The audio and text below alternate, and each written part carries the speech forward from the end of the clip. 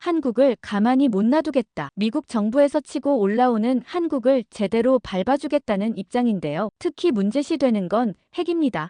한국을 견제하기 위한 미국 정부의 추악한 진실이 드러나 전 세계가 충격에 빠져 있는데요. 바로 알아보겠습니다. 오전 8시 45분 저는 백악관 서쪽 지하 2층에 위치한 NSC 상황실로 향하고 있었습니다. 평소보다 15분 일찍 출근한 이유는 간단했어요. 어젯밤 늦게 들어온 긴급 보고서 때문이었거든요. 제목만 봐도 심상치 않았습니다. 삼성 디스플레이와 LG 디스플레이 미국 생산 축소 가능성에 관한 극비 분석 보고서였어요. 상황실 문을 열고 들어가니 이미 몇 명이 와 있었습니다. 동료 마이클이 저를 보더니 표정이 어두웠어요. 오늘 브리핑 내용 미리 봤냐고 물어보더군요. 저는 고개를 끄덕이며 자리에 앉았습니다. 정말 예상보다 심각한 상황이라고 답했어요. 9시 정각 국가안보보좌관 설리번이 들어왔습니다. 평소보다 표정이 굳어 있었어요. 모두들 자리에 앉으라고 하더니 바로 본론으로 들어갔습니다. 어젯밤 삼성과 LG에서 올라온 보고가 있다며 산업정책 담당관에게 발표를 지시했어요. 담당관이 스크린에 첫 번째 슬라이드를 띄웠습니다. 삼성 디스플레이 텍사스 공장 가동률이 지난달 대비 30% 감소했다는 내용이었어요. LG 디스플레이 미시간 공장도 비슷한 상황이었습니다. 저는 순간 이상하다는 생각이 들었어요. 시장 상황이 그렇게 나쁘지는 않았거든요. 담당관이 계속 설명했습니다. 두 회사 모두 공식적으로는 글로벌 수요 조정이라고 발표했지만 실제로는 다른 이유가 있을 것 같다고 분석했어요. 마이클이 손을 들고 질문했습니다. 혹시 우리 정부의 최근 정책과 관련이 있냐고요. 담당관은 명확한 증거는 없다고 했지만 가능성을 배제할 수 없다고 답변했어요. 그 순간 제 머릿속에서 경고음이 울렸습니다. 이건 단순한 산업 문제가 아니라는 생각이 들었거든요. 두 번째 슬라이드가 더 충격적이었어요. 애플과 테슬라에서 올라온 우려 사항이었습니다. 디스플레이 공급 차질로 인한 생산 일정 조정을 검토하고 있다는 내용이었어요. 애플은 특히 아이폰 프로 맥스 모델의 OLED 패널 공급에 문제가 생길 수 있다고 경고했습니다. 테슬라는 모델 S와 모델 X의 대형 디스플레이 공급이 불안정해질 가능성을 제기했어요. 저는 급하게 머릿속으로 계산해봤습니다. 삼성과 LG가 미국 프리미엄 디스플레이 시장의 70% 이상을 차지하고 있었거든요. 이들이 생산을 줄이면 파급 효과가 상상 이상일 것 같았어요. 세 번째 슬라이드에서 진짜 문제의 심각성을 깨달았습니다. 중국 BOE와 대만 AUO 같은 경쟁업체들이 갑자기 미국 시장 공략을 강화하고 있다는 정보였어요. 마치 한국 기업들의 빈자리를 노리는 것 같았습니다. 이때 설리번이 중요한 말을 했어요. 이 문제는 단순한 경제 이슈가 아닐 수 있다고 하더군요. 최근 한반도 정세와도 연관이 있을 가능성이 크다고 분석했습니다. 저는 그 말을 듣는 순간 소름이 돋았어요. 겉으로는 디스플레이 생산 조정이지만 실제로는 훨씬 복잡한 게임이 벌어지고 있다는 걸 직감했거든요. 주한미군 박 지휘관이 화상으로 연결됐습니다. 그의 첫마디가 제 예상을 확신으로 바꿔놓았어요. 표면적 이유는 디스플레이지만 실제는 전략적 압박입니다라고 조용히 말했습니다. 한국 정부가 최근 우리 정책에 대해 불편한 기색을 보이고 있다는 분석이었어요. 특히 핵 관련 기술 협력 부분에서 이견이 있다고 설명했습니다. 저는 그제야 퍼즐 조각들이 맞춰지는 걸 느꼈어요. 디스플레이 생산 축소는 빙산의 일각이었고 진짜 문제는 훨씬 깊은 곳에 있었습니다. 박 지휘관이 계속 설명했습니다. 한국이 최근 독자적 핵기술 개발에 박차를 가하고 있다는 정보가 있다고 했어요. 동시에 미국의 핵 우산 정책에 대해서도 재검토 움직임을 보이고 있다는 분석이었습니다. 회의실 분위기가 순간 무거워졌어요. 모두가 이 문제의 진짜 성격을 깨달은 것 같았습니다. 설리번이 마지막으로 당부했습니다. 이 문제는 최고 기밀로 분류하고 향후 시나리오를 면밀히 검토하라고 지시했어요. 특히 경제적 파급 효과와 안보적 함의를 종합적으로 분석해야 한다고 강조했습니다. 회의가 끝나고 나서 저는 깊은 생각에 빠졌어요. 표면적으로는 기업 간 경쟁과 시장 조정 같아 보이지만 실제로는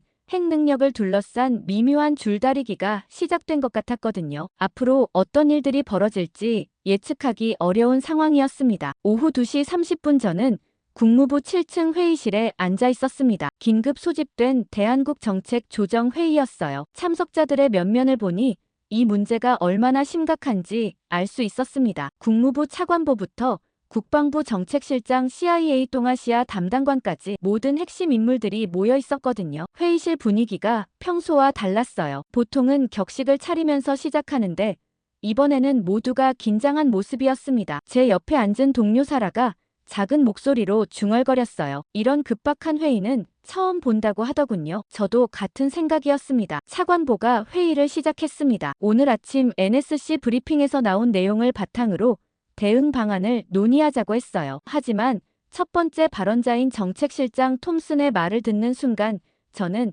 깜짝 놀랐습니다. 한국을 더 강하게 압박해야 한다는 주장이었거든요. 톰슨이 말했습니다. 한국 기업들이 이런 식으로 나온다면 우리도 상응하는 조치를 취해야 한다고요. 삼성과 LG의 미국 투자 인센티브를 재검토하거나 아예 중단하는 방안도 고려해 볼 만하다고 했어요. 목소리에 확신이 가득했습니다. 저는 속으로 생각했어요. 이 사람이 정말 상황을 제대로 파악하고 있는 걸까? 이어서 CIA 담당관 윌리엄스가 발언했습니다. 한국의 최근 움직임을 보면 명백히 도전적이라고 분석했어요. 특히 핵기술 분야에서 독자적 행보를 보이는 것이 우려스럽다고 강조했습니다. 미국의 핵 우산에 의존하면서도 동시에 독자적 능력을 키우려는 이중적 태도라고 비판했어요. 그 말을 듣고 저는 뭔가 이상하다는 생각이 들었습니다. 한국의 핵기술 개발이 정말 위협적인 수준인지 의문이 들었거든요. 제가 아는 정보로는 아직 초기 단계에 불과했는데 말이에요. 다음 발언자는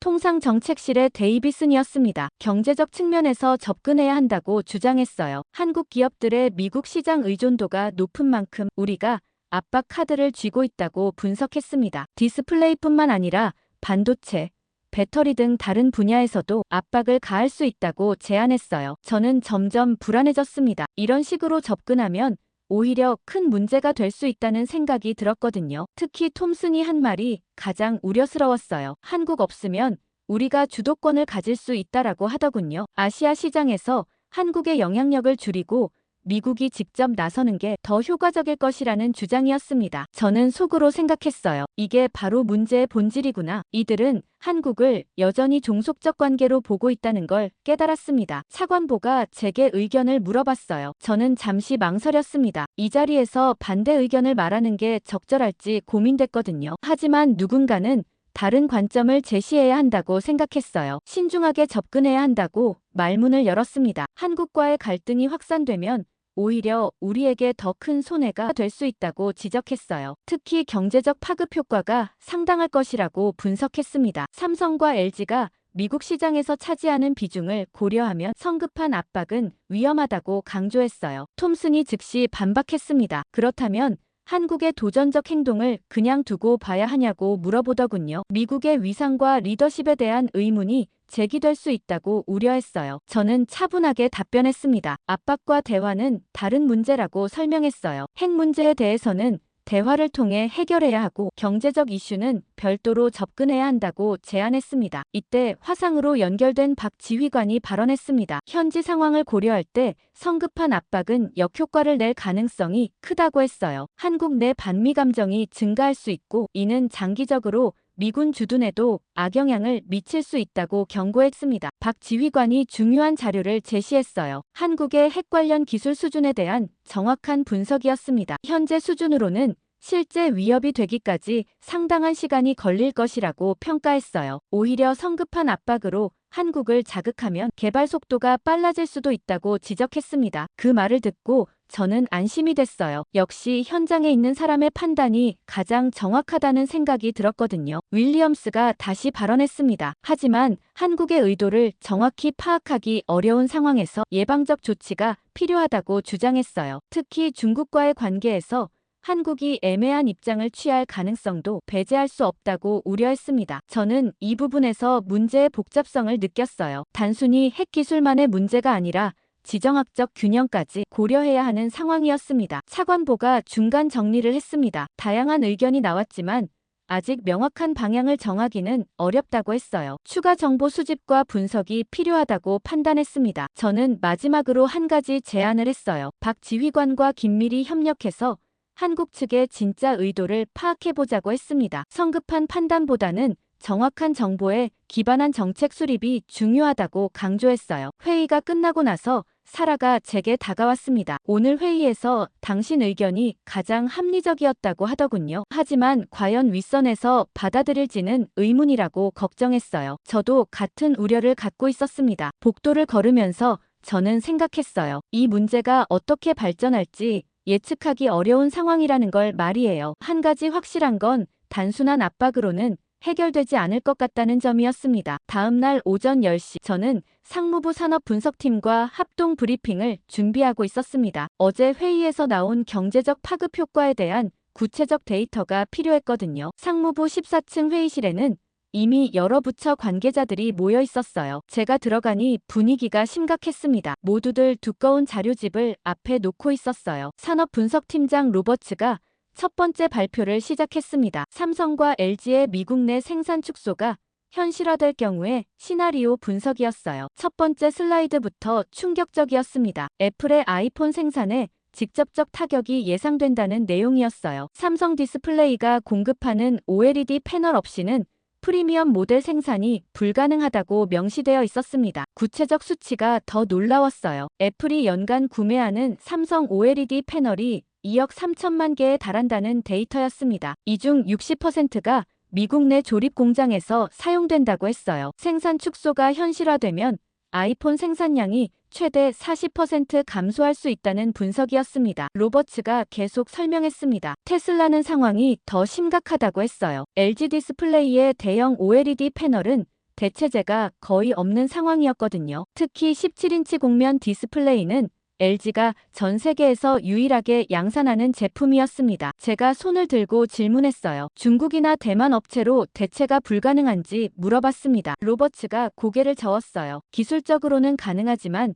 품질 차이가 크다고 설명했어요. 특히 색 재현율과 내구성 면에서 한국 제품을 따라잡기 어렵다고 했습니다. 더 중요한 건 시간 문제였어요. 새로운 공급업체와 검증 과정을 거치려면 최소 18개월이 걸린다는 분석이었습니다. 두 번째 발표자는 통상정책실의 마틴이었습니다. 그가 제시한 자료는 더욱 충격적이었어요. 삼성과 LG의 미국 투자 규모를 정리한 내용이었습니다. 두 회사가 지난 5년간 미국에 투자한 금액이 총 430억 달러에 달한다고 했어요. 삼성 텍사스 오스틴 공장에만 170억 달러, LG 미시간 공장에 85억 달러가 투입됐다고 설명했습니다. 이런 규모의 투자가 축소되면 지역 경제에 미치는 파급 효과가 상상 이상일 거라고 경고했어요. 마틴이 더 구체적인 수치를 제시했습니다. 삼성 오스틴 공장에서 직접 고용하는 인력이 2만 3천 명이라고 했어요. 간접 고용까지 포함하면 7만 명이 넘는다는 분석이었습니다. LG 미시간 공장도 직접 고용 1만 5천 명, 간접 고용 4만 명 규모였어요. 생산 축소가 현실화되면 대규모 실업 사태가 불가피하다고 경고했습니다. 이때 제 옆에 앉은 국방부 경제담당관 제임스가 중요한 지적을 했어요. 이 문제가 단순한 민간 기업 문제가 아니라고 했습니다. 삼성과 LG는 미군에도 디스플레이를 공급하고 있다고 설명했어요. 특히 차세대 전투기 F-35의 조종석 디스플레이는 삼성이 독점 공급하고 있었습니다. 해군 이지스함의 레이더 디스플레이도 LG 제품이었어요. 군사적 측면에서도 타격이 불가피하다는 분석이었습니다. 저는 이 정보에 깜짝 놀랐어요. 민간 제품뿐만 아니라 군사 장비까지 의존하고 있다는 걸 몰랐거든요. 제임스가 추가로 설명했습니다. 한국 기업들의 기술력이 이미 미국을 앞서는 분야가 많다고 했어요. 특히 차세대 마이크로 LED 기술은 삼성이 세계 최고 수준이라고 평가했습니다. 이런 상황에서 압박을 가하면 오히려 미국이 기술적으로 고립될 위험이 있다고 경고했어요. 세 번째 발표는 노동부에서 나온 고용 영향 분석이었습니다. 담당관 윌슨이 설명했어요. 한국 기업들의 생산 축소가 현실화되면 미국 내 고용에 미치는 영향이 상당할 것이라고 했습니다. 직접적으로는 8만 명, 간접적으로는 22만 명의 일자리가 위험해질 수 있다는 분석이었어요. 특히 텍사스와 미시간 같은 스윙 스테이트에서 대규모 실업이 발생하면 정치적 파장도 클 것이라고 우려했습니다. 윌슨이 더 자세한 지역별 영향을 설명했어요. 텍사스 오스틴 지역은 삼성 공장을 중심으로 한 산업 생태계가 형성되어 있다고 했습니다. 협력업체들까지 포함하면 15만 명의 일자리가 직간접적으로 연관되어 있다는 분석이었어요. 미시간도 마찬가지였습니다. LG 공장 주변으로 관련 산업이 집중되어 있어서 생산 축소 시 지역 경제 전체가 타격받을 수밖에 없다고 했어요. 이때 화상으로 연결된 박 지휘관이 발언했습니다. 현지에서 파악한 정보에 따르면 한국 기업들의 결정이 정치적 성격이 강하다고 분석했어요. 단순한 경영상 판단이 아니라 정부 차원의 전략적 대응일 가능성이 크다고 설명했습니다. 박 지휘관이 핵 관련 자료를 보완 설명했어요. 한국은 단순한 협력국이 아닙니다라고 강조했습니다. 이들은 핵과 첨단 산업을 동시에 갖춘 동맹입니다라고 설명했어요. 핵 기술과 첨단 제조업이 결합된 한국의 역량을 과소평가해서는 안 된다고 경고했습니다. 그 말을 듣고 회의실 분위기가 변했어요. 일부 참석자들이 처음으로 신중론에 귀를 기울이기 시작했습니다. 특히 통상정책실의 데이비슨이 표정을 바꿨어요. 어제까지만 해도 강경론을 주장했는데 오늘은 다른 모습이었습니다. 로버츠가 마지막 슬라이드를 보여줬어요. 대안 시나리오 분석이었습니다. 만약 한국 기업들이 생산을 완전히 중단한다면 미국 경제에 미치는 총 손실이 연간 2천억 달러에 달할 수 있다는 예측이었어요. GDP의 0.8% 감소 효과라고 설명했습니다. 저는 이 수치를 보고 확신했어요. 압박보다는 대화가 답이라는 걸 말이에요. 회의가 끝나고 제임스가 저에게 다가왔습니다. 오늘 자료를 보고 생각이 바뀌었다고 하더군요. 한국을 함부로 압박해서는 안 되겠다는 판단이라고 했어요. 저도 같은 생각이었습니다. 이제 정말 심각하게 대안을 모색해야 할 때라는 걸 깨달았거든요. 그날 오후 3시 저는 사무실에서 언론 모니터링 보고서를 검토하고 있었습니다. 평소 같으면 일주일에 한 번 받는 자료인데 이번 주는 매일 업데이트가 올라오고 있었어요. 한국 디스플레이 이슈가 언론의 집중 조명을 받기 시작했거든요. 첫 번째 기사부터 예상과 달랐습니다. CNN의 헤드라인이 충격적이었어요. 한국 기업 없으면 미국 혁신도 없다는 제목이었습니다. 기사 내용을 읽어보니 더욱 놀라웠어요. 삼성과 LG의 기술력을 극찬하면서 미국 기업들의 의존도를 상세히 분석하고 있었거든요. 특히 애플의 혁신이 한국 디스플레이 기술 없이는 불가능하다는 전문가 인터뷰가 인상적이었습니다. 제가 놀란 건 논조였어요. 평소 같으면 미국 우선주의 관점에서 접근했을 텐데 이번에는 완전히 달랐습니다. 오히려 한국 기업들의 중요성을 강조하면서 정부의 압박 정책을 우회적으로 비판하고 있었어요. 뉴욕타임즈는 더 직접적이었습니다. 애플과 테슬라를 위협하는 진짜 적은 중국이 아니라 워싱턴이라는 제목의 사설을 실었어요. 내용이 정말 날카로웠습니다. 정부의 근시 안적 정책이 미국 기업들의 경쟁력을 해치고 있다고 비판했어요. 특히 한국과 같은 핵심 동맹국을 압박하는 것이 얼마나 어리석은 일인지 조목조목 지적하고 있었습니다. 월스트리트 저널의 분석은 더욱 구체적이었어요. 삼성과 LG의 생산 축소로 인한 주식시장 영향을 상세히 다뤘습니다. 애플 주가가 이틀 연속 하락했고 테슬라도 6% 급락했다는 내용이었어요. 투자자들이 공급망 리스크를 우려하기 시작했다는 분석이었습니다. 더 놀라운 건 한국 기업들의 주가는 오히려 상승했다는 점이었어요. 삼성전자가 3% 올랐고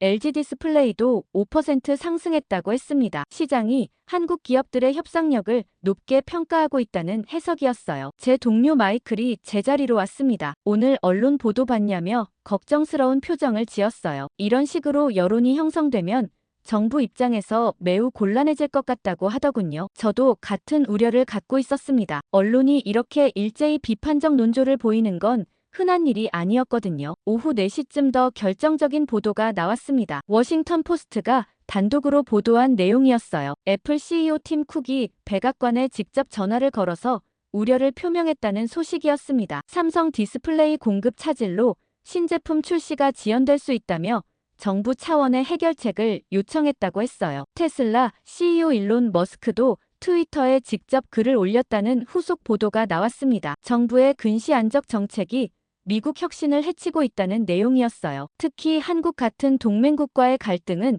중국만 이롭게 할 뿐이라고 비판했습니다. 머스크의 트윗은 순식간에 리트윗 10만 건을 넘어섰어요. 실리콘밸리 전체가 들썩이고 있다는 느낌이었습니다. 저는 급하게 소셜미디어 동향도 확인해봤어요. 기술업계 종사자들이 한국 기업들의 중요성을 강조하는 글들을 올리고 있었어요. 특히 엔지니어들의 반응이 뜨거웠습니다. 한국 디스플레이 기술 없이는 차세대 제품 개발이 불가능하다는 증언들이 쏟아지고 있었어요. 페이스북에서도 비슷한 반응이었습니다. 실리콘밸리 그룹에서는 정부 정책을 비판하는 글들이 계속 올라오고 있었어요. 한 벤처 캐피털리스트는 이런 식의 정책이 계속되면 미국 스타트업 생태계 전체가 타격받을 것이라고 경고했습니다. 링크드인에서는 더 전문적인 분석들이 올라오고 있었어요. 반도체 업계 전문가들이 한국 기업들의 기술적 우위를 구체적으로 설명하고 있었습니다. 특히 차세대 마이크로 LED 기술에서는 삼성이 독보적이라는 평가가 많았어요. 이런 기술을 포기하는 것은 미국의 장기적 경쟁력에 치명적일 수 있다는 우려가 지배적이었습니다. 저녁 뉴스 시간에는 더욱 구체적인 보도들이 나왔어요. MBC에서는 텍사스 오스틴 지역 주민들을 인터뷰했습니다. 삼성 공장에서 일하는 직원들의 불안감을 생생하게 전달했어요. 한 직원은 가족을 부양해야 하는데 일자리가 사라질까봐 걱정된다고 토로했습니다. 지역 상인들도 마찬가지였어요. 삼성 공장 덕분에 장사가 잘 됐는데 생산이 줄어들면 지역 경제 전체가 타격받을 것이라고 우려했습니다. 이런 여론 변화를 보면서 저는 정부 내부 상황을 걱정하게 됐어요. 언론과 여론이 이렇게 돌아서면 정책 추진이 어려워질 수밖에 없었거든요. 특히 의회에서 압력이 들어오기 시작하면 상황이 더 복잡해질 것 같았습니다. 밤 9시쯤 결정적인 보도가 나왔어요. 폭스뉴스에서도 정부 정책에 의문을 제기하기 시작한 겁니다. 보수 성향의 폭스뉴스까지 비판적 논조를 보인다는 건 정말 심각한 신호였어요. 진행자는 한국과 같은 핵심 동맹국을 압박하는 것이 과연 옳은 일인지 의문을 표했습니다. 미디어 보도 속에서 한국의 첨단 기술력과 핵 능력이 은연중 강조되는 것도 주목할 만했어요. 단순한 제조업체가 아니라 첨단 기술과 전략적 역량을 갖춘 동맹국이라는 인식이 확산되고 있었습니다. 이런 인식 변화는 압박 정책의 정당성을 약화시키는 효과가 있었어요. 집에 돌아가는 길에 저는 확신했습니다. 언론과 여론의 역풍이 예상보다 훨씬 강하다는 걸 말이에요. 이런 상황에서는 정부가 기존 정책을 고수하기 어려울 것 같았습니다. 내일부터는 정말 다른 접근이 필요할 것 같다는 생각이 들었어요. 그날 밤 11시. 저는 워싱턴 시내를 혼자 걸었습니다. 집에 가기엔 머릿속이 너무 복잡했어요. 오늘 하루 종일 쏟아진 정보들을 정리할 시간이 필요했거든요. 포토맥 강변으로 향하면서 문득 10년 전이 떠올랐습니다. 제가 CIA에서 일하던 시절 말이에요. 당시 저는 동북아시아 핵 확산 방지팀에서 근무하고 있었습니다. 그때 처음으로 한국의 핵 관련 정보를 다뤘었어요. 지금 생각해보니 그때의 경험이 현재 상황을 이해하는데 큰 도움이 되고 있었습니다. 2015년 여름이었어요. 당시 한국이 파이로 프로세싱 기술 개발에 박차를 가하고 있다는 정보가 들어왔었습니다. 표면적으로는 핵 폐기물 처리 기술이었지만 실제로는 핵 재처리와 직결된 민감한 기술이었거든요. 저는 그때 한국팀 분석관으로서 상황을 면밀히 모니터링했었어요. 처음에는 단순한 기술 개발 정도로 생각했었습니다. 하지만 시간이 갈수록 한국의 의도가 단순하지 않다는 걸 깨달았어요. 핵 폐기물 처리라는 명분으로 시작했지만 실제로는 핵 자립을 위한 장기적 전략의 일환이었던 거죠. 당시 제가 작성한 보고서가 아직도 기억납니다. 한국의 핵기술 개발이 북한 위협에 대한 자연스러운 반응이라고 분석했었어요. 동시에 미국의 핵 우산에 대한 의존도를 줄이려는 의도도 있다고 판단했었습니다. 그때만 해도 윗선에서는 크게 우려하지 않았어요. 한국은 여전히 미국의 든든한 동맹국이라고 생각했거든요. 하지만 저는 다른 생각이었습니다. 한국이 점진적으로 독자적 역량을 키워가고 있다는 느낌이 강했어요. 강변 벤치에 앉아서 그때를 더 자세히 떠올려 봤습니다. 2016년 북한의 4차 핵실험 이후 한국 내 분위기가 완전히 바뀌었었어요. 독자적 핵 보유론이 공개적으로 거론되기 시작했었거든요. 물론 정부 차원에서는 공식 부인했지만 학계와 정치권에서는 진지한 논의가 이뤄지고 있었습니다. 그때 저는 한국 전문가들과 비공식 간담회를 여러 차례 가졌었어요. 그들의 말을 들어보니 한국의 고민이 이해됐습니다. 북한은 계속 핵을 개발하고 있는데 미국의 핵 우산이 과연 믿을 만한지 의문이 든다는 거였어요. 특히 트럼프 행정부 출범 이후 그런 의구심이 더욱 커졌다고 했습니다. 당시 제가 만난 한 한국 학자의 말이 인상적이었어요. 미국은 한국이 영원히 의존적 관계에 머물기를 원하지만 한국은 이제 다른 선택지를 고려할 수밖에 없다고 하더군요. 그 말을 들었을 때는 단순한 학자의 개인 의견 정도로 생각했었는데 지금 와서 보니 정확한 예측이었던 것 같아요. 2017년에는 더 구체적인 정보들이 들어오기 시작했습니다. 한국이 우라늄 농축 기술 개발에도 관심을 보이고 있다는 첩보였어요. 공식적으로는 연구용 원자로 연료 생산이 목적이라고 했지만 실제로는 더 큰 그림이 있다고 판단했었습니다. 그때 제가 작성한 분석 보고서에서 중요한 경고를 했었어요. 한국의 핵 기술 개발을 단순히 북한 대응 차원으로만 봐서는 안 된다고 지적했었습니다. 장기적으로는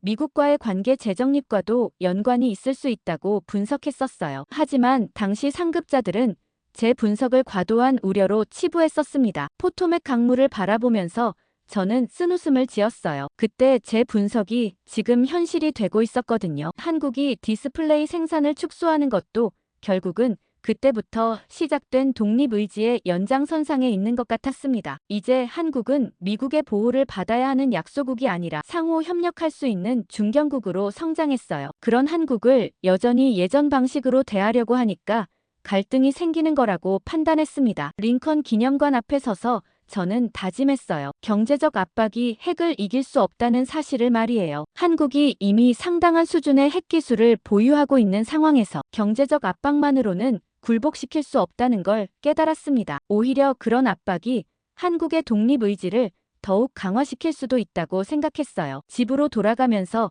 저는 내일부터 다른 접근이 필요하다고 확신했습니다. 과거의 경험과 현재의 상황을 종합해 볼 때 압박보다는 대화와 협상이 답이라는 결론에 도달했어요. 한국을 동등한 파트너로 인정하고 상호 이익을 추구하는 방향으로 정책을 전환해야 한다고 생각했습니다. 다음 날 오전 10시 저는 상원 외교위원회 청문회장에 앉아 있었습니다. 긴급 소집된 청문회였어요. 한국 디스플레이 이슈가 의회의 주목을 받기 시작한 거였습니다. 증인석에는 상무장관과 국무차관이 앉아 있었고 저는 정책자문관 자격으로 배석했어요. 청문회장 분위기가 예상보다 살벌했습니다. 위원장 존슨 의원이 첫 질문을 던지면서 바로 본론으로 들어갔어요. 정부가 한국과의 갈등을 제대로 관리하고 있느냐는 직격탄이었습니다. 목소리에 불만이 가득했어요. 존슨 의원이 구체적인 수치를 제시했습니다. 자신의 선거구인 텍사스에서 삼성 관련 일자리가 2만 3천 개나 된다고 강조했어요. 이런 일자리들이 위험해지고 있는데 정부는 뭘 하고 있냐며 따져 물었습니다. 상무장관이 답변을 시작했지만 설득력이 부족했어요. 한국과의 협상을 통해 해결하겠다는 원론적인 답변만 반복했거든요. 존슨 의원이 더욱 날카롭게 추궁했습니다. 협상이라는 게 구체적으로 뭐냐고 물어봤어요. 압박을 계속할 건지 아니면 양보할 건지 명확히 하라고 요구했습니다. 이때 민주당 간사인 윌리엄스 의원이 끼어들었어요. 애초에 왜 이런 갈등이 생겼는지부터 해명하라고 했습니다. 한국은 우리의 핵심 동맹국인데 이런 식으로 관계가 악화되는 게 정상이냐며 정부를 비판했어요. 국무차관이 변명하듯 답변했습니다. 한국의 일부 정책에 대해 우려를 표명한 것일 뿐이라고 해명했어요. 하지만 갈등을 의도한 건 아니라고 강조했습니다. 윌리엄스 의원이 반박했어요. 의도가 아니었다면 왜 이런 결과가 나왔냐고 물어봤습니다. 정부의 대외 정책이 일관성이 없다며 신랄하게 비판했어요. 공화당 소속 테일러 의원이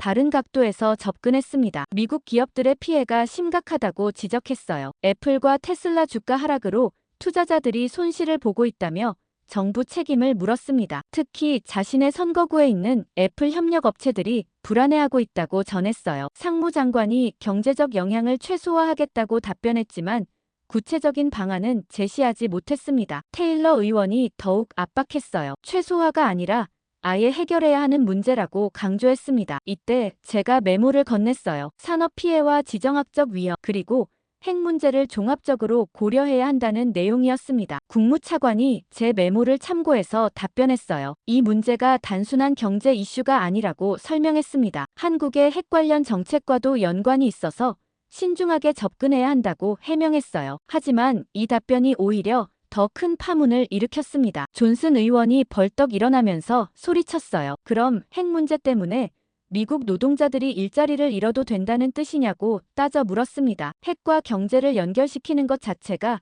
잘못됐다고 비판했어요. 민주당 의원들도 비슷한 반응을 보였습니다. 핵 문제를 경제 압박의 수단으로 사용하는 것은 동맹국에 대한 올바른 접근이 아니라고 지적했어요. 특히 한국 같은 민주주의 국가를 압박하는 것은 가치 동맹을 훼손하는 행위라고 비판했습니다. 윌리엄스 의원이 결정적인 질문을 던졌어요. 정부가 생각하는 한국의 핵 위협 수준이 어느 정도냐고 물어봤습니다. 구체적인 평가를 요구했어요. 국무차관이 망설이더니 기밀 사항이라며 답변을 회피했습니다. 이때 박 지휘관이 화상으로 연결됐습니다. 현지 상황에 대한 증언을 요청받은 거였어요. 박 지휘관의 첫마디가 분위기를 바꿨습니다. 한국의 핵 관련 자료를 보면 실제 위협 수준은 높지 않다고 평가했어요. 현재 기술로는 상당한 시간이 더 필요하다고 분석했습니다. 더 중요한 건 한국의 의도였어요. 박 지휘관이 설명했습니다. 한국은 핵무기 개발보다는 평화적 이용에 더 관심이 있다고 판단한다고 했어요. 북한 위협에 대한 자위적 차원의 기술 개발일 가능성이 크다고 분석했습니다. 존슨 의원이 그럼 왜 갈등이 생겼냐고 물어봤어요. 박 지휘관이 신중하게 답변했습니다. 성급한 압박이 오히려 한국을 자극했을 수 있다고 평가했어요. 협상보다 대화를 통한 접근이 더 효과적일 것이라고 조언했습니다. 이 증언이 의원들의 인식을 바꾸는 계기가 됐어요. 공화당 의원들도 압박보다는 대화 필요성에 공감하기 시작했습니다. 테일러 의원이 말했어요. 그럼 정부는 왜 이런 기본적인 분석도 없이 정책을 추진했냐고 비판했습니다. 상무장관이 변명하려 했지만 설득력이 없었어요. 오히려 정부 내부의 혼란만 드러냈습니다. 청문회 막바지에 윌리엄스 의원이 중요한 제안을 했어요. 정부는 즉시 대화 채널을 열어야 한다고 주장했습니다. 압박보다는 협상을 통해 해결책을 찾아야 한다고 강조했어요. 존슨 의원도 동의했습니다. 미국 노동자들과 기업들을 위해서라도 빠른 해결이 필요하다고 했어요. 핵 문제는 별도의 트랙에서 다뤄야 한다고 제안했습니다. 청문회가 끝나고 복도에서 여러 의원들과 대화를 나눴어요. 대부분이 정부의 접근 방식에 실망하고 있었습니다. 특히 구체적인 대안 없이 압박만 하는 것에 대해 비판적이었어요. 한 의원은 제게 개인적으로 말했습니다. 앞으로는 의회 차원에서 더 적극적으로 개입하겠다고 했어요. 정부가 계속 이런 식으로 나간다면 예산 심의에서 압박을 가할 수도 있다고 경고했습니다. 사무실로 돌아가는 길에 저는 생각했어요. 의회까지 나서서 정부를 압박하기 시작했다는 건 상황이 정말 심각해졌다는 의미였습니다. 이제 정말 정책 전환이 불가피할 것 같았어요. 박 지휘관의 증언이 분위기를 바꾸는 결정적 역할을 했다고 생각했습니다. 핵 관련 우려보다는 대화와 협력이 더 중요하다는 인식이 확산되고 있었어요. 내일부터는 정말 다른 접근이 필요할 것 같았습니다. 청문회 다음 날 오후, 저는 국무부 지하 1층 보안회의실에 있었습니다. 한국 측과의 비공식 협상을 위한 사전 준비 회의였어요. 참석자는 저를 포함해 단 5명 뿐이었습니다. 국무차관, 동아태 담당관, 통상 담당관, 그리고 화상으로 연결된 박 지휘관이었어요. 극비 회의였습니다. 국무차관이 회의를 시작했어요. 어제 청문회 이후 정치적 압박이 가중되고 있다며 상황의 심각성을 강조했습니다. 의회뿐만 아니라 언론과 여론까지 돌아서고 있는 상황에서 빠른 해결책이 필요하다고 했어요. 박 지휘관이 먼저 현지 상황을 보고했습니다. 한국 측에서 비공식 대화 채널을 열 의향이 있다는 신호를 보내왔다고 했어요. 하지만 조건이 있었습니다. 압박 수위를 낮추고 상호 존중에 기반한 대화를 요구한다는 거였어요. 저는 이런 조건이 예상됐다고 말했습니다. 한국이 지금까지 보여준 대응을 보면 단순한 양보는 받아들이지 않을 것 같다고 분석했어요. 뭔가 더 실질적이고 장기적인 변화를 원하는 것 같다고 판단했습니다. 동아태 담당관이 우려를 표했어요. 너무 많은 양보를 하면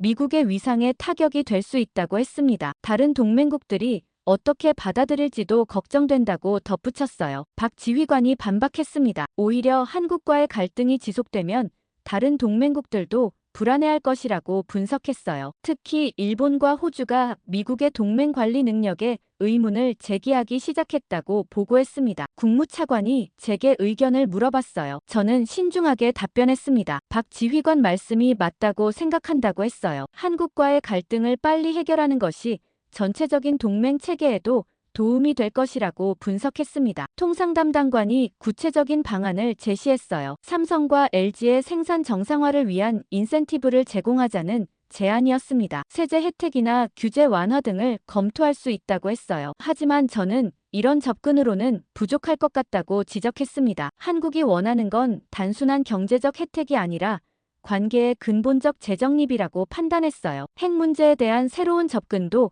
필요할 것 같다고 덧붙였습니다. 박 지휘관이 중요한 정보를 제공했어요. 한국 측에서 핵 관련 투명성을 높이겠다는 의향을 비췄다고 했습니다. 대신 미국도 한국의 평화적 핵 이용 권리를 인정해달라는 조건을 제시했다고 보고했어요. 이는 상당히 긍정적인 신호라고 평가했습니다. 국무차관이 신중한 표정을 지었어요. 핵 문제는 워낙 민감해서 신중하게 접근해야 한다고 했습니다. 하지만 한국의 제안이 합리적이라면 검토해 볼 만하다고 판단했어요. 저는 이 기회를 놓치면 안 된다고 강조했습니다. 한국과의 신뢰관계를 회복할 수 있는 중요한 전환점이 될 수 있다고 분석했어요. 특히 박 지휘관이 제공하는 현지 정보가 협상에 큰 도움이 될 것이라고 덧붙였습니다. 박 지휘관이 협상 전략을 제안했어요. 먼저 경제 문제부터 해결하고 그 다음에 핵 문제를 다루는 단계적 접근이 좋겠다고 했습니다. 한 번에 모든 걸 해결하려고 하면 오히려 복잡해질 수 있다고 우려했어요. 동아태 담당관이 동의했습니다. 단계적 접근이 현실적이라고 판단했어요. 먼저 디스플레이 생산 정상화에 집중하고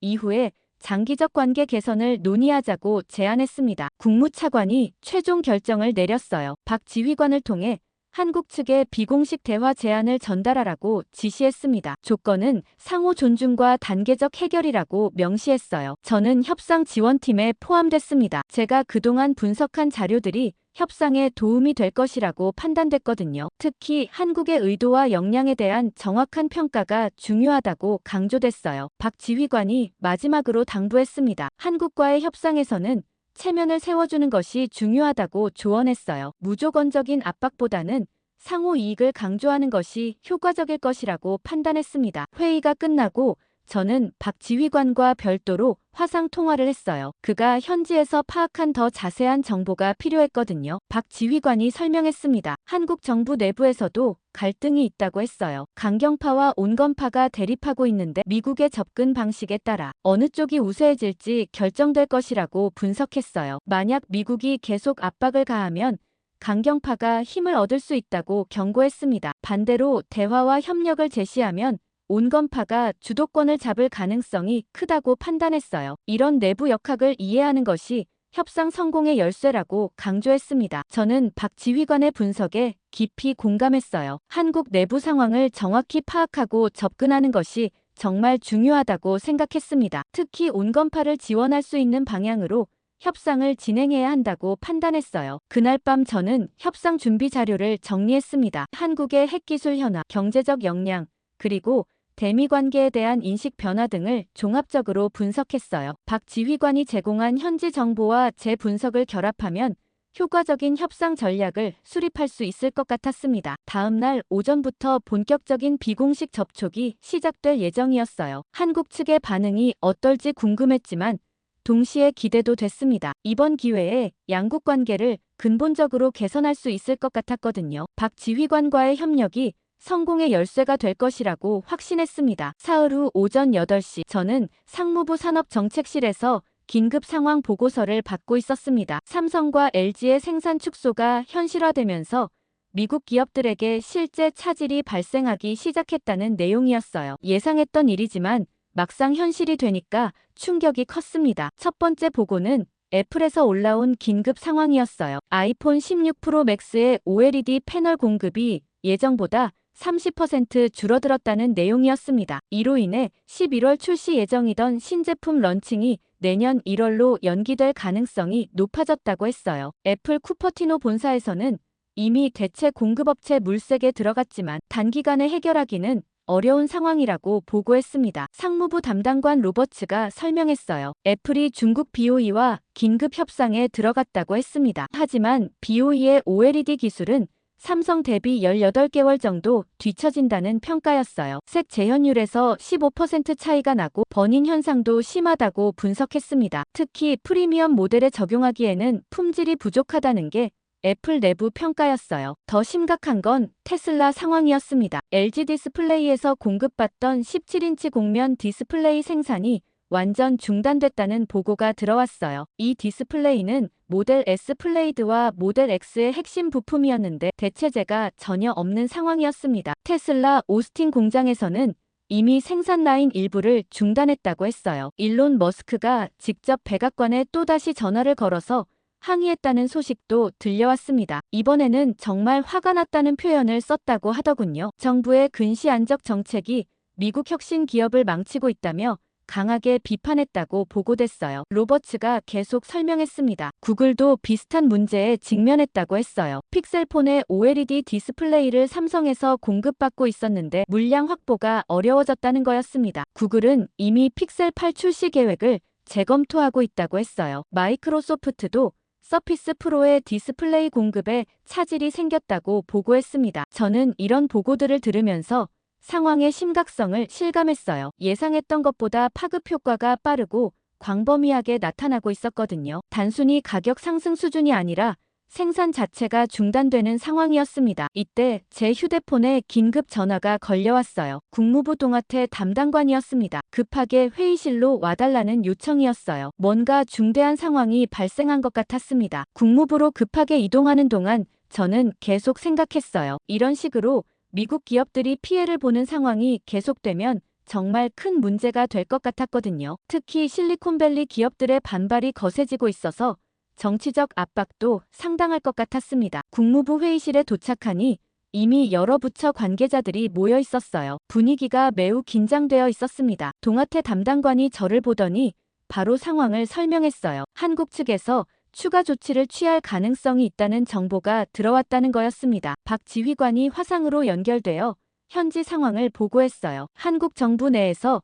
반도체 분야로 조치를 확대할 것을 검토하고 있다는 첩보가 있다고 했습니다. 삼성과 SK 하이닉스의 미국향 메모리 반도체 공급도 조정할 가능성이 있다는 분석이었어요. 저는 이 소식을 듣고 정말 놀랐습니다. 반도체까지 포함되면 파급 효과가 상상을 초월할 것 같았거든요. 미국 전체 IT 산업이 마비될 수도 있는 상황이었어요. 회의 중에 제가 발언했습니다. 압박이 한국보다 미국 기업에 더 큰 피해를 주고 있다는 점을 강조했어요. 지금까지의 데이터를 보면 명확했습니다. 한국 기업들은 중국과 유럽 시장으로 빠르게 전환하고 있는 반면 미국 기업들은 대체재를 찾지 못해 허덕이고 있었어요. 특히 애플과 테슬라 같은 혁신 기업들이 가장 큰 타격을 받고 있다고 지적했습니다. 이들은 한국의 첨단 기술에 절대적으로 의존하고 있었는데 갑자기 공급이 중단되니까 어쩔 도리가 없는 상황이었어요. 국방부 경제담당관 제임스가 제 의견에 동조했습니다. 군사 분야에서도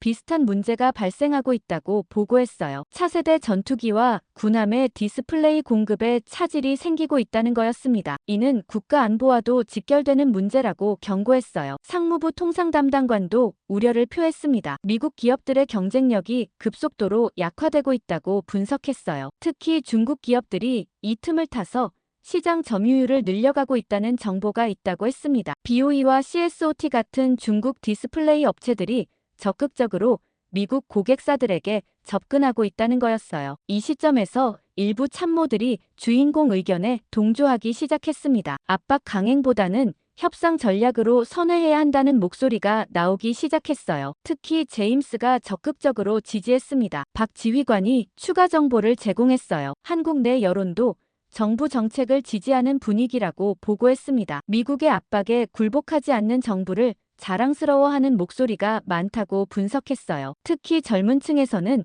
한국 기술의 우수성을 재인식하는 계기가 되고 있다고 했습니다. 동아태 담당관이 심각한 표정으로 말했어요. 이런 상황이 계속되면 미국의 기술 패권 자체가 위험해질 수 있다고 경고했습니다. 한국 없이는 첨단 기술 개발이 어렵다는 현실을 받아들여야 한다고 판단했어요. 저는 이 기회에 근본적 해결책을 제시했습니다. 압박보다는 파트너십에 기반한 새로운 관계 정립이 필요하다고 강조했어요. 한국을 종속적 관계가 아닌 동등한 협력 파트너로 인정해야 한다고 주장했습니다. 특히 핵 문제와 경제 문제를 분리해서 접근해야 한다고 덧붙였어요. 핵 문제는 대화를 통해 해결하고 경제 문제는 상호 이익에 기반한 협력으로 풀어가야 한다고 제안했습니다. 회의 마지막에 참석자들의 의견이 모아졌어요. 압박 정책의 한계가 명확해졌다는 점에서 모두 공감했습니다. 이제는 정말 다른 접근이 필요하다는 결론에 도달했어요. 박 지휘관이 마지막으로 당부했습니다. 시간이 많지 않다고 경고했어요. 한국 측의 추가 조치가 현실화되기 전에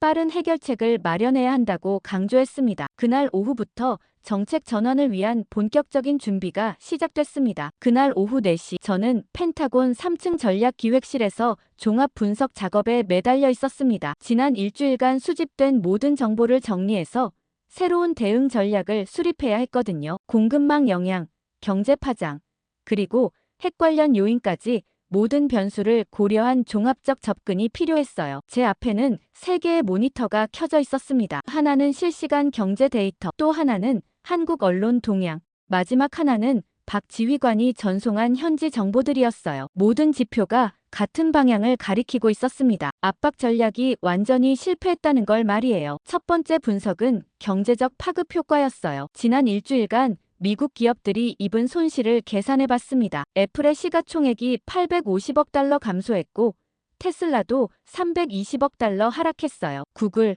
마이크로소프트 등 다른 기술주들까지 포함하면 총 1조 2천억 달러의 시장 가치가 증발한 상황이었습니다. 반면 한국 기업들의 주가는 오히려 상승세를 보이고 있었어요. 삼성전자가 8% 올랐고 LG 디스플레이는 12% 급등했습니다. 시장이 한국 기업들의 협상력을 높게 평가하고 있다는 증거였어요. 투자자들은 한국 기업들이 이번 기회에 글로벌 시장에서 더 큰 영향력을 확보할 것으로 전망하고 있었습니다. 두 번째 분석은 공급망 대체 가능성이었어요. 중국과 대만 업체들의 기술 수준을 면밀히 검토해봤습니다. 결론은 암울했어요. 단기간에 한국 기업들을 대체할 수 있는 업체는 전혀 없었습니다. 중국 BOE의 OLED 기술은 삼성보다 최소 2년은 뒤처져 있었어요. 대만 AUO도 마찬가지였습니다. 설령 기술 격차를 좁힌다고 해도 양산 체제를 구축하려면 4년은 걸릴 것으로 예상됐어요. 그 사이에 미국 기업들은 어떻게 버텨야 하는지가 문제였습니다. 세 번째는 정치적 파급 효과 분석이었어요. 여론조사 결과가 충격적이었습니다. 정부의 대한국 정책에 대한 지지율이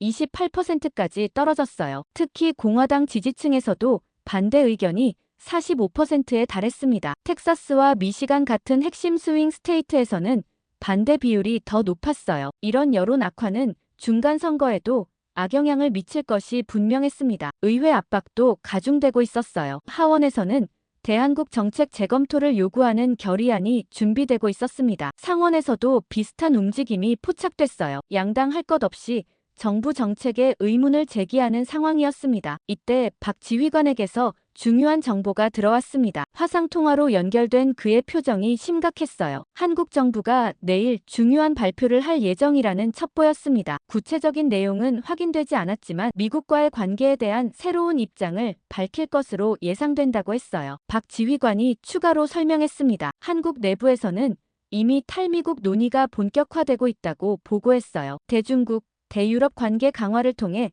미국 의존도를 줄이려는 움직임이 구체화되고 있다는 분석이었습니다. 특히 첨단 기술 분야에서 중국과의 협력이 확대될 가능성이 크다고 경고했어요. 이는 미국에게 치명적인 시나리오였습니다. 한국의 첨단 기술이 중국으로 넘어가면 기술 패권 경쟁에서 완전히 밀릴 수 있었거든요. 특히 반도체와 디스플레이 기술은 차세대 산업의 핵심이었는데 이를 놓치면 장기적으로 회복하기 어려울 것 같았어요. 박 지휘관이 핵 관련 정보도 업데이트해줬습니다. 한국의 핵기술 개발이 예상보다 빨리 진행되고 있다는 분석이었어요. 하지만 여전히 평화적 이용에 초점이 맞춰져 있다고 평가했습니다. 오히려 미국의 압박이 계속되면 군사적 전용 가능성이 높아질 수도 있다고 우려했어요. 그의 조언이 핵심이었습니다. 한국과의 신뢰 회복이 더 큰 힘이라는 점을 재차 확인해줬어요. 압박보다는 협력을 통해 한국의 핵기술을 평화적 방향으로 유도하는 것이 효과적이라고 분석했습니다. 특히 한국이 원하는 건 인정과 존중이라고 강조했어요. 저는 이 모든 정보를 종합해서 새로운 전략을 구상했습니다. 핵심은 관계의 근본적 재정립이었어요. 한국을 종속적 관계에서 동등한 파트너십으로 전환하는 것이 유일한 해법이라고 판단했습니다. 구체적인 방안을 정리했어요. 첫째, 경제 분야에서는 상호 협력을 강화하자는 제안이었습니다. 압박 대신 윈윈 전략을 추구해야 한다고 봤어요. 둘째, 핵 문제에서는 한국의 평화적 이용 권리를 인정하되 투명성을 높이는 방향으로 협력하자는 방안이었습니다. 셋째, 안보 분야에서는 동맹 관계를 유지하면서도 한국의 자주적 역량을 존중하는 새로운 모델을 만들자는 제안이었어요. 오후 6시에 국방장관 긴급 브리핑이 소집됐습니다. 제가 정리한 분석 자료를 발표하는 자리였어요. 브리핑룸에는 핵심 인사들이 모두 참석했습니다. 국방장관, 합참의장, 그리고 각 군 참모총장들까지 모여 있었어요. 저는 첫 슬라이드부터 충격적인 결론을 제시했습니다. 현재 전략은 완전히 실패했으며 즉각적인 정책 전환이 필요하다고 발표했어요. 압박이 한국보다 미국에 더 큰 손해를 주고 있다는 데이터를 상세히 제시했습니다. 국방장관이 심각한 표정으로 질문했어요. 그럼 어떤 대안이 있느냐고 물어봤습니다. 저는 박 지휘관과 함께 준비한 새로운 전략을 설명했어요. 압박 대신 파트너십, 종속 대신 상호 존중에 기반한 관계 재정립이 답이라고 강조했습니다. 합참의장이 우려를 표했어요. 너무 많은 양보를 하면 다른 동맹국들이 어떻게 받아들일지 걱정된다고 했습니다. 저는 반박했어요. 오히려 한국과의 갈등이 다른 동맹국들에게 더 나쁜 신호를 준다고 지적했습니다. 미국의 동맹 관리 능력에 대한 의문이 제기되고 있다고 분석했어요. 브리핑이 끝난 후 국방장관이 제게 개별적으로 말했습니다. 분석이 정확하다고 인정하면서도 정치적 부담이 크다고 토로했어요. 하지만 다른 선택지가 없다는 점도 인정했습니다. 그날 밤 저는 박 지휘관과 최종 전략을 조율했습니다. 내일 한국의 발표 이후 상황이 어떻게 전개될지 예측하면서 대응 방안을 구체화했어요. 핵심은 한국보다 먼저 화해의 손길을 내미는 것이었습니다. 그래야 주도권을 되찾을 수 있다고 판단했거든요. 다음 날 오전 9시 저는 국무부 지하 3층 보안회의실에 앉아 있었습니다. 드디어 한국 측과의 직접 협상이 시작되는 순간이었어요. 화상회의 시스템을 통해 서울과 연결된 역사적인 자리였습니다. 미국 측에서는 국무차관, 상무차관, 그리고 저를 포함한 실무진 5명이 참석했어요. 한국 측에는 외교차관과 산업통상자원차관, 그리고 청와대 경제수석이 나왔습니다. 양측 모두 최고 수준의 인사들이 참여한 만큼 이번 협상의 중요성을 보여주고 있었어요. 협상이 시작되기 전 박 지휘관이 마지막 브리핑을 해줬습니다. 한국 측의 입장과 협상 전략에 대한 정보였어요. 한국은 단순한 경제적 해결책보다는 관계의 근본적 재정립을 원하고 있다고 분석했습니다. 특히 상호 존중에 기반한 새로운 파트너십을 요구할 가능성이 크다고 전망했어요. 오전 9시 30분 화상회의가 연결됐습니다. 서울 시간으로는 밤 11시 30분이었지만 한국 측 대표들의 표정은 또렷했어요. 한국 외교차관이 먼저 인사말을 했습니다. 목소리가 차분하면서도 단호했습니다. 이번 협상이 양국 관계의 새로운 전환점이 되기를 희망한다고 말했어요. 미국 국무차관이 응답했습니다. 양국 간 우정과 동맹을 바탕으로 건설적 논의를 하자고 제안했어요. 하지만 한국 측의 첫 번째 발언이 예상보다 강경했습니다. 한국 산업통상자원 차관이 말문을 열었어요. 지난 몇 주간의 상황에 대해 깊은 유감을 표한다고 했습니다. 미국의 일방적 압박으로 인해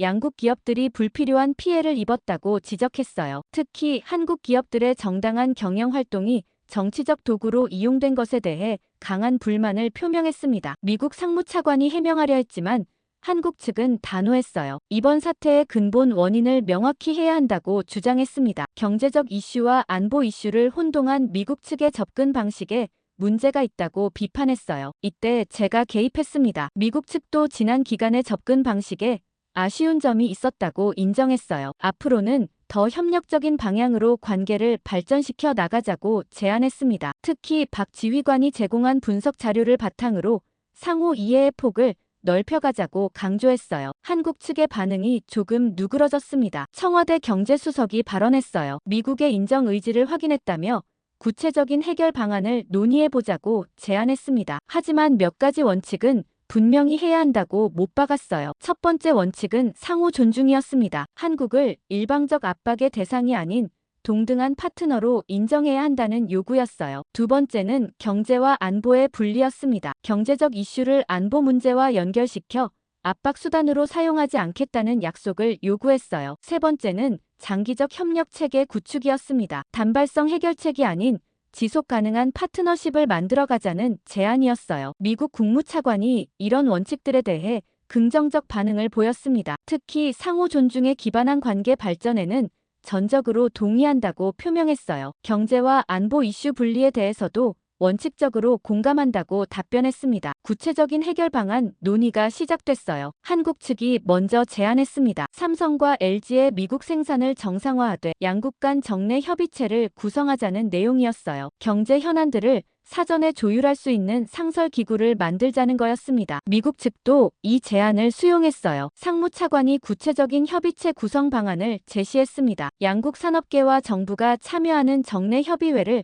분기별로 개최하자고 제안했어요. 상호 관심사와 우려사항을 지속적으로 논의할 수 있는 채널이 될 것이라고 설명했습니다. 핵 문제 논의가 가장 민감했어요. 한국 외교차관이 신중하게 입장을 밝혔습니다. 한국의 평화적 핵 이용은 정당한 권리라고 강조했어요. 동시에 투명성 제고를 위한 협력 의지도 표명했습니다. 국제 기준에 맞는 감시 체계를 함께 구축하자고 제안했어요. 박 지휘관이 이때 중요한 역할을 했습니다. 화상으로 연결되어 양측 입장을 조율하는 데 도움을 줬어요. 한국의 핵기술이 평화적 목적에 집중되어 있다는 분석을 제시하면서 미국 측의 우려를 불식시키는 데 기여했습니다. 동시에 한국 측에게는 투명성 확보의 중요성을 강조했어요. 양측이 신뢰할 수 있는 검증 메커니즘을 만들어가자고 제안했습니다. 이런 조율 노력이 효과를 발휘했어요. 한국 측은 IAEA와의 협력을 강화하겠다고 약속했습니다. 미국 측도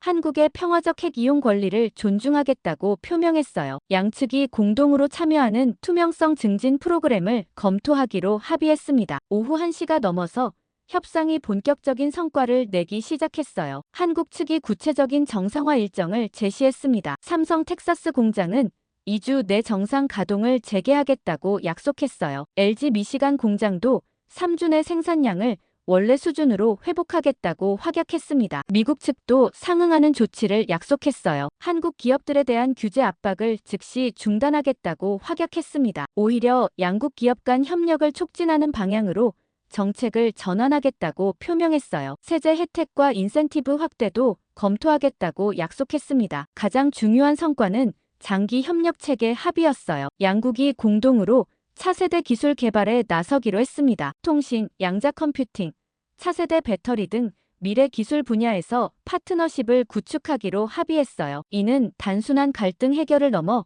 새로운 협력 모델을 제시하는 것이었습니다. 오후 4시에 협상이 마무리됐어요. 양측 모두 만족스러운 결과라고 평가했습니다. 한국 외교차관이 마지막 인사말에서 이번 협상이 양국 관계의 새로운 출발점이 되었다고 강조했어요. 미국 국무차관도 동맹 관계가 한 단계 더 발전했다고 평가했습니다. 협상이 끝나고 박 지휘관이 개별적으로 연락을 줬어요. 양측의 조율 과정에서 핵심적 역할을 했다며 감사 인사를 전했습니다. 특히 핵 관련 우려를 해소하는 데 결정적 기여를 했다고 평가받았어요. 그날 저녁 뉴스에서는 협상 타결 소식을 대대적으로 보도했습니다. 월가에서는 즉시 긍정적 반응을 보였어요. 기술주들이 일제히 상승세로 돌아섰습니다. 이제 정말 새로운 시작이라는 확신이 들었어요.